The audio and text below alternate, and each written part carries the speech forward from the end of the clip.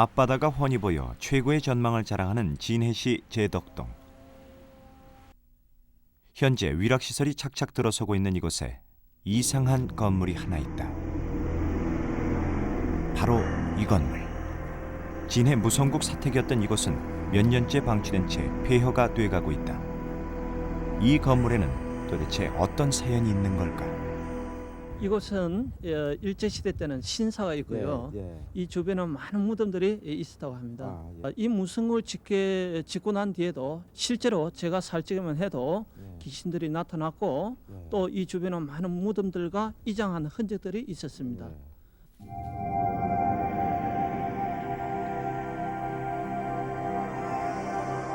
돈만 된다면 물불을 가리지 않는 세상에 귀신이 나온다고 버려진 곳이 있다니.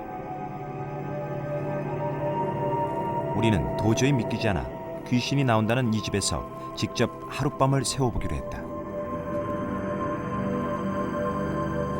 제보자 정인진 씨가 과거에 귀신을 봤다는 큰 방과 작은 방에 이야기 속으로 스태프를 각각 배치한 후 조명이 필요 없는 특수 카메라를 설치했고, 그리고 마지막으로 조명을 껐다.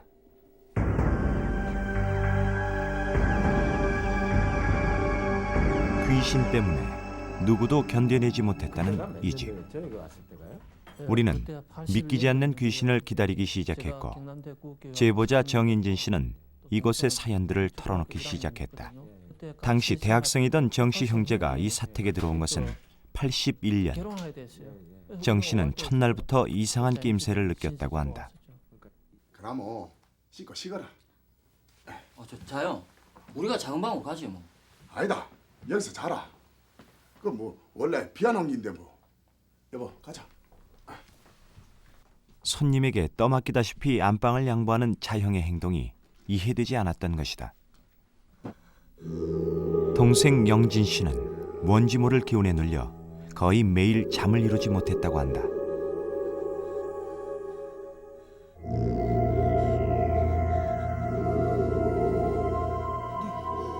니 와 그러노?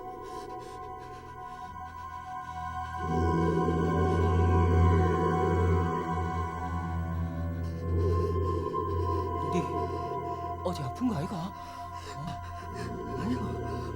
무서워 죽겠다. 당시 20살의 청년 영진 씨.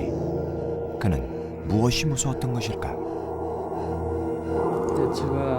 저는 원래 꿈을 잘 안 꾸는 사람 중에 한 사람이고요. 누웠다 하면은 적어도 한 2분 내에 그냥 잠에 콜 들어버리는 사람인데, 그때 거기 살면서 꿈을 꾼 적이 있어요. 상당히 좀 섬찟한 꿈인데.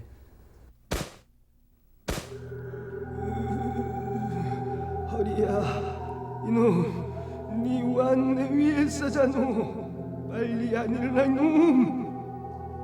이놈, 빨리 안 일어나. 잠이 들기만 하면 들려오는 노인의 신음소리는 마치 현실인 양 생생했다고 한다.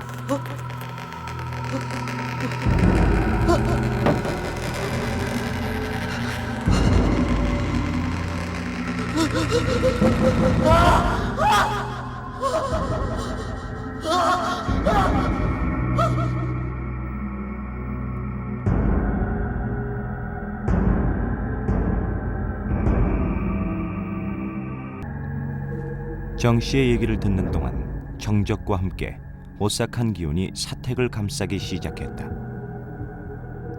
당시 정 씨 형제는 어떻게 이 침묵과 공포를 견뎌냈을까? 저는 곧장 인간에서 아르티시를 했기 때문에 임지로 가야 되고 또 동생도 그 뒤에 곧장 군복무를 했거든요. 근데 왜 그 큰 방을 내줬을까요? 그 뒤에 들은 이야기인데 알고 보니까 옛날에 여기에 처음 부임해서 또 귀신을 만났더래요. 그 큰 방에서요. 예, 큰 방에서 만났죠.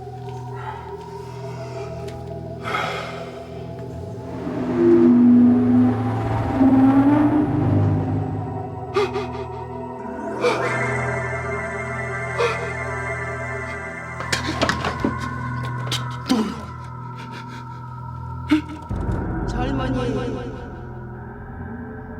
어쩜 죽으려. 우리 아이들이 옷이 없어. 이봐 젊은이.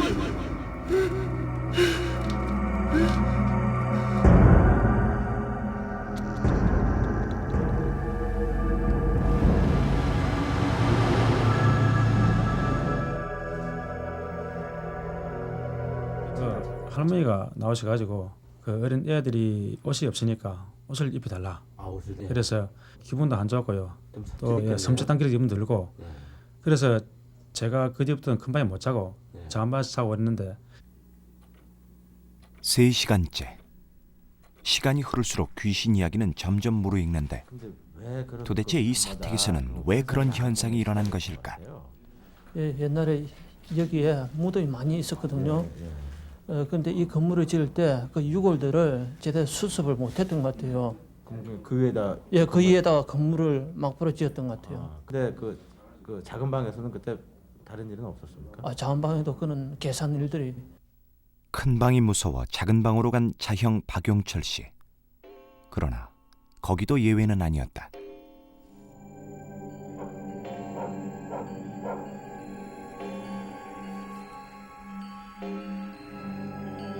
여보, 여보, 누가 왔는갑다. 걔가 이제 밤 12시가 넘으면은 이제 개가 짖더라고요. 되게. 그 개가 짖으면은 소금을 이제 들고 나가지고 쟤는 이제 후라시 전등을 들고 살살 따라가고 주위에 뿌리고 그래갖고 이제 들어와서 자고 그랬어요. 12시. 개가 무엇인가 놀라 날마다 짖곤 했다는 시간. 우리는 신경을 곤두세우고 그 무언가를 기다렸다.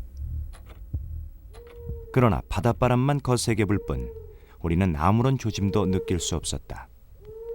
우리가 느낄 수 없는 그 무엇. 혹시 개는 그것을 느끼고 있지는 않을까? 개는 무엇을 보고 있을까?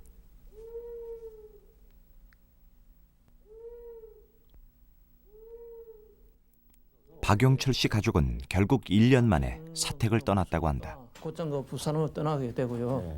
그 후임으로 원군천 씨가 이곳에 생활하게 됐거든요. 그 부인 그 박미선 씨는요, 이곳에서 귀신을 생생하게 봤다던데요.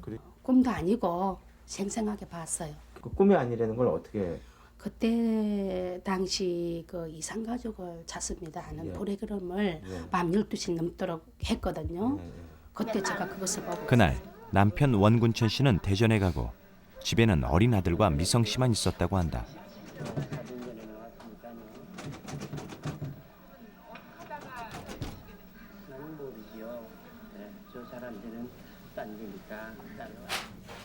누군겨? 36, 7년 전이면 조카분이 몇 살 때 헤어지신 건가요? 네, 23살. 참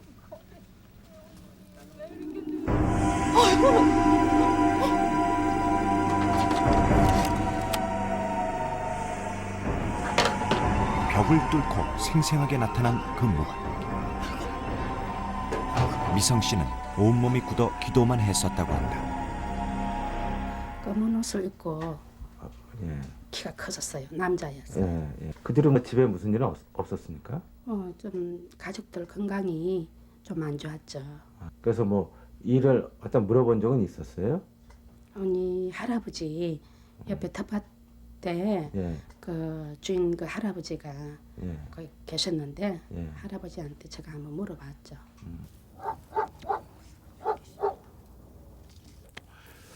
그게 뭐든 알 거 없고 개를 한번 키워보거라.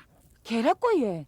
하얀 강아지를 사라고 그렇게 저한테 권유를 하더라고요. 근데 제가 가만 점박이를 샀었어요. 굉장히 영리했네 강아지가. 예, 굉장히 영리했죠. 근데 강아지가 뭐 이상한 행동 같은 거 보이지는 않았어요? 강아지가요? 밤 12시 넘으면 뭔가 모르게 사물을 보고 개가 짖었어요. 어느 정도 심하게? 굉장히 개가 진짜 죽을 듯이 짖었어요. 여보, 당신 좀 나가보소. 참아, 무서워 죽겠구만. 근데 아주머니 눈에는 안 보였습니까? 저는 느낌에는 그런 느낌을 가졌죠. 박용철 씨에 이어 원군천 씨 가족도 결국 사택을 떠났다. 정인진 씨 형제나 박용철, 원군천 씨 가족은 모두 배울 만큼 배운 사람들이었고 직업상 이 사택을 떠나서는 안 되는 사람들이었다. 이들을 사택에서 쫓아낸 그것은 무엇이었을까? 5시간째. 그것은 아직 나타나지 않고 있었다. 그런데 원신의 뒤를 이어 들어온 사람들은 어떻게 됐을까? 무서웠어요. 차를 바로 내려갔다 그러더라고요. 어느 분이신데? 무서우니까 거기서 못 자가지고 동네 내려가가지고 그 자취하고 막 그래가지고 동네에서 출퇴근했어요. 결국 모든 사람들이 떠나고 사택은 폐허가 됐다. 결국 이 집은 그 무엇의 차지가 된 것이다. 그러나 그것은 정작 손꼽아 기다린 우리 앞엔 정체를 드러내지 않았다. 우리는 동이틀 무렵 짐을 정리했다. 뭐가 나올 것 같았는데 이게 그래만 추워가지고 이거 눈만 도저히 믿기진 않지만 분명히 있었다는 그 무엇. 그것은 특별한 사람에게만 보이는 것일까? 아니면 이제 영원히 이곳을 떠난 것일까?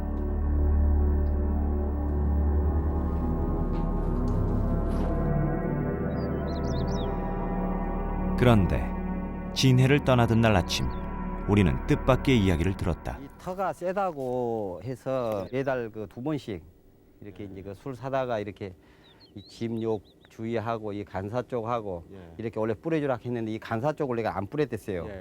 그리고 저쪽 길 쪽으로만 이렇게 뿌리다 보니까 그러고 한 몇 개월 지났는데 계속 그런 식으로 해줬죠. 그러니까 최근 일이죠. 최근에 집에 들어가 압박 들었는데 여 위에서 이 소나무요. 이 그렇게 나이도 많이 들지도 않고 그렇게 뭐 젊지도 않는 분인데 나무에서 한 소복을 입고 이 나무 가지에 딱 이래 앉아 있어요 이게. 그래가지고 기겁을. 여관 주인의 얘기는 그것이 지금도 여전히 사택에 머물고 있다는 것인데 약 15년간 진해 제덕동 사택을 차지하고 있는 그것. 그것의 정체는 도대체 무엇일까?